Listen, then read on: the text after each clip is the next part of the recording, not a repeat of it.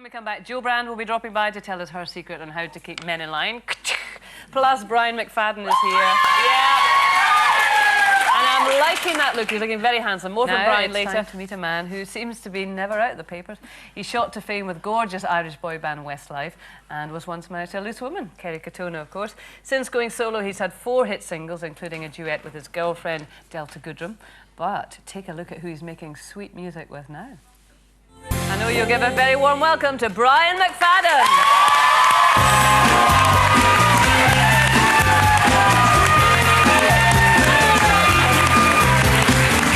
Hi,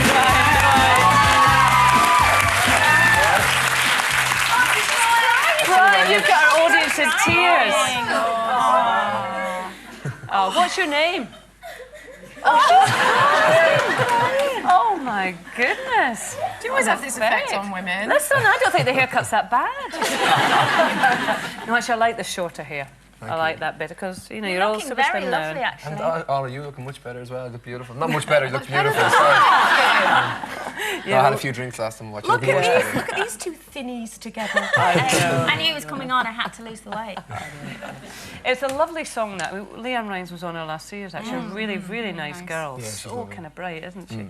Why did you decide to go for a duet rather than a sort of solo? Well, I didn't. This isn't actually my album. This is for her album, and the song came along for her album, and she needed someone to duet with, and it was just a lot of coincidence. She was working with some people I've been working with, and they were talking about who's going to do it, and they suggested me, and then my record company met hers, and they all just suggested, and it just worked out like that. So she sort of went, I want that boy. Yeah.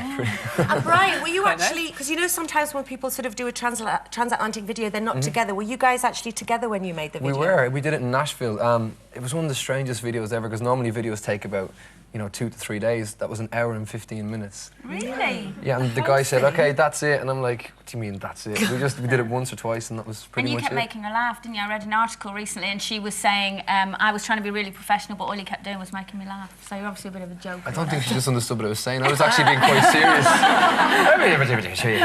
Trying to talk about world peace. That's very funny, Brian. That's very nice. So where are you based these days? Because I mean, we do read so much in the papers, as I'm sure you'll appreciate. But I read you were living in New York and you were living in Australia. Where do you hang your hat? I have been living in New York for about 9 months, and now I'm back in London. Right, so you're based at home. Well, when I say living in New York, that's where kind of my main base was, but I was never there for more than 2 weeks. I was back and forward and to Australia as well. Right, because I mean, as we know, you are a family man, so I mean, in terms of two young kids, Molly and Lily, I mean, which are they now, 5 and 3? 5 and 3, yeah. So how much you get to see them with this kind of jet-setting lifestyle you have? You know, I'm actually quite lucky. I get to see them quite a lot. Obviously, I don't get to see them as much as I like because they got to go to school and obviously with job commitments and stuff. But I kind of get to see them for nice block times, and we get to spend a lot of time together. So it's not just kind of a day here, day there. I get like 2 weeks, and that's brilliant.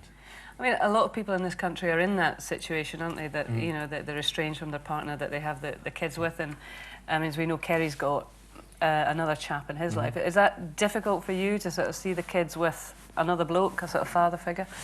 I suppose not really, because you know, once they're happy, I'm happy, and I'd rather, you know there's someone else there that's kind of offering some father advice than having nobody, you know. And they do have amazing people around. The nanny's incredible, and their grandmother's great. So that I'm quite happy to know that they've got really good people around them. So that makes me feel a lot better. You know? Do you not worry, Brian, though, in all the publicity that you and Kerry both get, I mean, you know, it's no secret that it's gone slightly acrimonious, hasn't it? What do you think, you know, do you ever think what the kids might be thinking when they grow up and they read all that? It's all out there, isn't it? Yeah, no, 100%. And I think that's pretty much why, because over the last kind of 6 months to 9 months, I've pretty much just stopped talking. I don't like talking about anything to do with my private life because, you know, Molly now is 5 and she's going to big school, and she's at that stage where she'll understand a word in the paper, or you'll have the older kids in her school kind of, you know, pointing and saying, oh, you know what your mum and dad do, and so it definitely plays on my mind now, and I definitely try and hold back as much as I can that would affect the girls. It doesn't seem that way. Do you ask your ex-wife to not talk to the paper so much, because she seems to be always out there? I don't know whether it's just that they chase her around. To be honest with you, that's her life, and she can do whatever she wants with her life and talk about whatever she wants. I don't talk about my life anymore. I try and keep it, you know, even though it might come across in newspapers like I'm talking all the time, I actually don't talk all the time. I haven't done an interview in a year and a half. This is the first time pretty much I've spoke about my life since, in about a year and a half since my last album.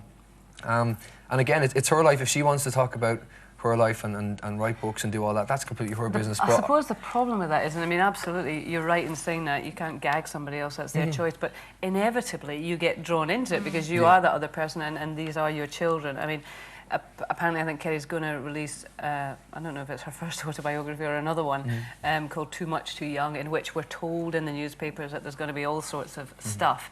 You're going to get dragged into that. Well, I think, you know, at the end of the day, I started this job with Westlife 7 years ago, and it's all part of it. You know, you can't expect to be successful all over the world, and you know, and in my early days, make a lot of money from the magazines doing stuff like that, and then expect just to say, well, you know what, I don't want that to do it anymore. You have to understand that, you know, if you're going to put yourself out there for all those years, it's not just going to go away when you feel like it.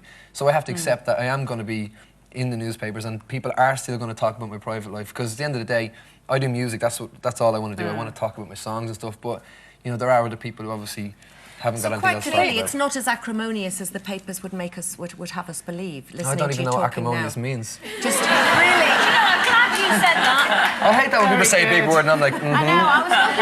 I only copied Kay. She said it. I said it. I have to bring a little book, acrimonious. The relationship isn't as nasty. We just don't have a relationship. The only relationship we have is regarding obviously the two girls. Yeah, and that's important. You know, so we look back, and you know, you've moved on so much. I mean, obviously we knew Kerry when she was on This Woman, and she was a kid then. You know, she was 21, 22, and we were always saying to her, "Oh, what do you know? You're only 22." But at that stage, she was so definite that you were the one.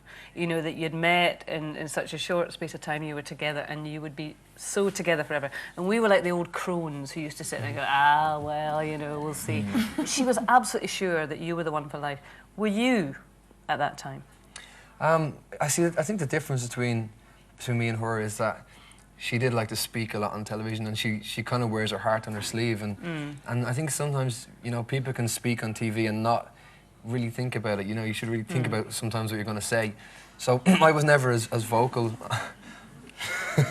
I was never as vocal about my feelings, and I think now I'm glad. But you know, I don't really know what to say about that. Did you think she was the one forever and ever? Obviously not. No. If I did, we'd probably still be together. But again, you know, we were very young. We were 20 and actually 19 when we met, and you know, it's life changes so much from when you have your teen years, then your early 20s, and then your late 20s. There's three different completely lives, and I've noticed that. You know, the way I think now to the way I think then is completely different, and my whole outlook on life is completely different. So, you know, at the time it's what we had. And if you could go back, would you change anything? Yes or no? Well, I wouldn't change anything because I've got. Because you're so happy now. Well, I'm so happy. Everything led to where I am now. I'm the happiest I've ever been now. I've got, you know, an amazing girlfriend, and my family are all happy. I've got two beautiful kids, and you know, if I was to change anything, I wouldn't have them. So. No, I definitely wouldn't change anything. Well, Brian, listen, thanks very much for coming on and talking about it. So You've funny. got to go now because Colleen will start getting like that. hot under the collar. Good luck with the album. We've got an album due out when? No, my album's not till next year. The song is out next week.